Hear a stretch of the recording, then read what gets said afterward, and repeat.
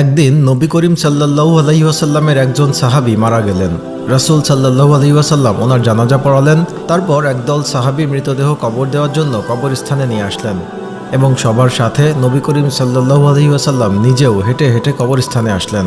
দুইজন সাহাবী কবর খুঁড়তে শুরু করলেন। সবাই মৃতদেহকে ঘিরে বসে আছেন। কবর খোঁড়া শেষ না হওয়া পর্যন্ত অপেক্ষা করছেন। সবাই চুপচাপ, নীরব ও শান্ত একটি পরিস্থিতি। রাসূল সাল্লাল্লাহু আলাইহি ওয়াসাল্লাম গভীর মনোযোগ দিয়ে কবর খোঁড়া দেখছিলেন। একটু পর সবার দিকে তাকিয়ে জিজ্ঞেস করলেন, তোমরা কি জানো মানুষ মারা যাওয়ার পর তার আত্মার কি হয়? সবাই খুব আগ্রহ নিয়ে নবীজিকে বললেন, ইয়া রাসূলুল্লাহ, আমাদেরকে বলুন। রাসূল সাল্লাল্লাহু আলাইহি ওয়াসাল্লাম একটু চুপ করে থাকলেন।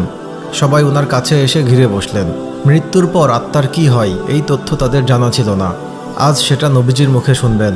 কত বড় সৌভাগ্য! শোনার জন্য সবাই অধীর আগ্রহে রাসূল সাল্লাল্লাহু আলাইহি ওয়াসাল্লামের কাছে এসে বসলেন। তিনি একবার কবরের দিকে তাকিয়ে মাথাটা তুলে আকাশের দিকে তাকালেন।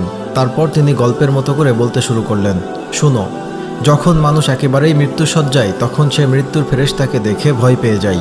কিন্তু যে বিশ্বাসী ও ভালো মানুষ, তাকে মৃত্যুর ফেরেশতা হাসি মুখে সালাম দেন, তাকে অভয় দেন এবং মাথার পাশে এসে ধীরে ও যত্নে বসেন। তারপর মৃতদেহ মানুষটির দিকে তাকিয়ে বলেন, হে পবিত্র আত্মা, তুমি তোমার পালনকর্তার ক্ষমা ও ভালোবাসা গ্রহণ করো এবং এই দেহ থেকে বের হয়ে আসো।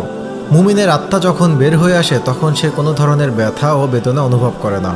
রাসূল সাল্লাল্লাহু আলাইহি ওয়াসাল্লাম আরও একটু ভালো করে উদাহরণ দিয়ে বললেন, মনে করো একটি পানির জগ কানায় কানায় পূর্ণ হয়ে যাওয়ার পর উপর থেকে এক ফোঁটা পানি যেমন নিঃশব্দে উপর থেকে নিচে নেমে আসে, ঠিক তেমনি নীরবে ও কষ্ট ছাড়াই আত্মাটি তার দেহ থেকে বের হয়ে আসে।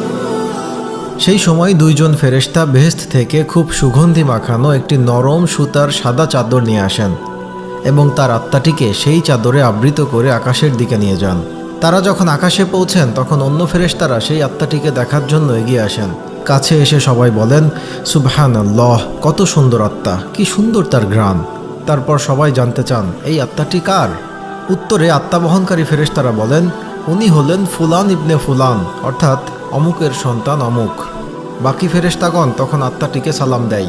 তারপর আবার জিজ্ঞেস করে, উনি কি করেছেন? ওনার আত্মায় এত সুঘ্রাণ কেন? আত্মা বহনকারী ফেরেশতাগণ তখন বলেন, আমরা শুনেছি মানুষজন নিচে বলাবলি করছে উনি একজন ভালো মানুষ ছিলেন, আল্লাহর ভালো বান্দা, অনেক দয়ালু, মানুষের অনেক উপকার করেছেন। এতটুকু বলার পর রাসূল সাল্লাল্লাহু আলাইহি ওয়াসাল্লাম একটু থামলেন।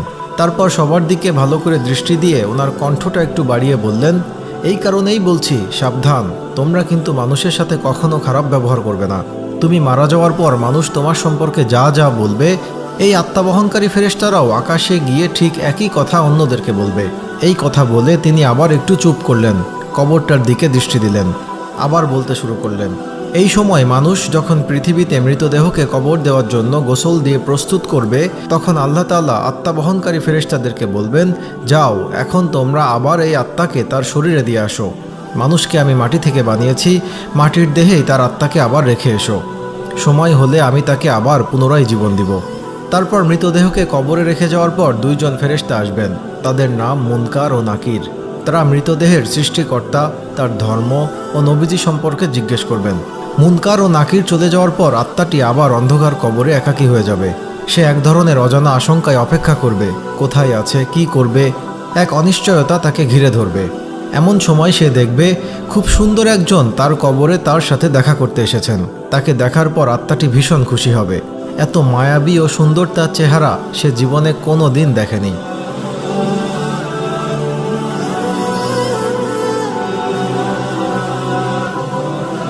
আত্মাটি তাকে দেখে জিজ্ঞেস করবে, তুমি কে? তখন লোকটি বলবে, আমি তোমার জন্য অনেক বড় সুসংবাদ নিয়ে এসেছি। তুমি দুনিয়ার পরীক্ষায় উত্তীর্ণ হয়েছ, তোমার জন্য আল্লাহ তাআলা জান্নাতের ব্যবস্থা করেছেন। তুমি কি সেটা একটু দেখতে চাও? আত্মাটি ভীষণ খুশি হয়ে বলবে, অবশ্যই আমি দেখতে চাই, আমাকে একটু জান্নাত দেখাও। লোকটি বলবে, তোমার ডান দিকে তাকাও। আত্মাটি ডানে তাকিয়ে দেখবে কবরের দেয়ালটি সেখানে আর নেই। সেই দেয়ালের দরজা দিয়ে অনেক দূরে সুন্দর জান্নাত দেখা যাচ্ছে। জান্নাতের এই সৌন্দর্য দেখে আত্মাটি অনেক মুগ্ধ হবে ও প্রশান্তি লাভ করবে এবং সেখানে যাওয়ার জন্য অস্থির হয়ে লোকটিকে জিজ্ঞেস করবে, আমি সেখানে কখন যাব, কিভাবে যাব? লোকটি মৃদু হেসে বলবেন, যখন সময় হবে তুমি অবশ্যই সেখানে যাবে ও থাকবে। আপাতত শেষ দিবস পর্যন্ত তোমাকে অপেক্ষা করতে হবে। ভয় পেও না, আমি তোমার সাথেই আছি, তোমাকে আমি সেই দিন পর্যন্ত সঙ্গ দিব। আত্মাটি তাকে আবার জিজ্ঞেস করবে, কিন্তু তুমি কে? তখন লোকটি বলবে, আমি তোমার এতদিনের আমল, পৃথিবীতে তোমার সব ভালো কাজের, তোমার সব পুণ্যের রূপ আমি। আজ তুমি আমাকে একজন সঙ্গীর মতো করে দেখছো।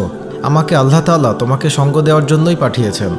এই কথা বলে লোকটি আত্মাটির ওপর যত্ন করে হাত বুলিয়ে দিবেন এবং বলবেন, হে পবিত্র আত্মা, এখন তুমি শান্তিতে ঘুমাও, নিশ্চিন্তে বিশ্রাম নাও।